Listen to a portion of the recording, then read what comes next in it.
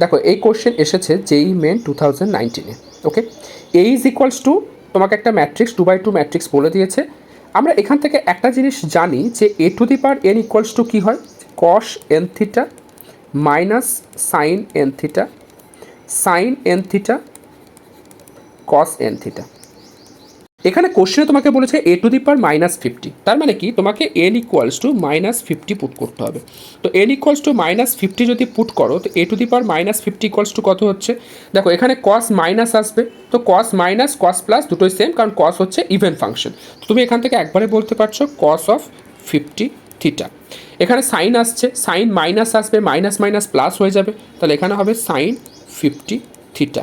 ওকে, একইভাবে এখানে হবে মাইনাস সাইন 50 থিটা, আর এখানে হবে কস অফ 50 থিটা।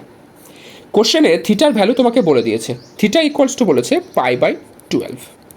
π/12 যদি হয় তাহলে এটা কত হচ্ছে, কস অফ 25 π/6 সাইন 25 π/6, এখানে হচ্ছে মাইনাস সাইন 25 π/6, আর এখানে হচ্ছে কস 25 π/6।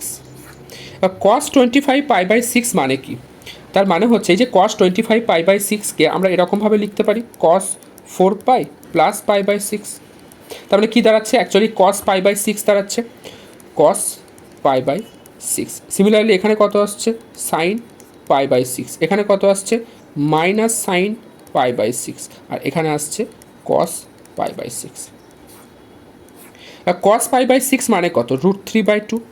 এবার দেখো অপশন 4-এ তোমার এখানে হাফ আছে, তো অপশন 4 ক্যান্সেল, অপশন A1-এ হাফ আছে, অপশন 1 ক্যান্সেল, তো অপশন 2 বা অপশন 3-র মধ্যে যে কোনো একটা হবে।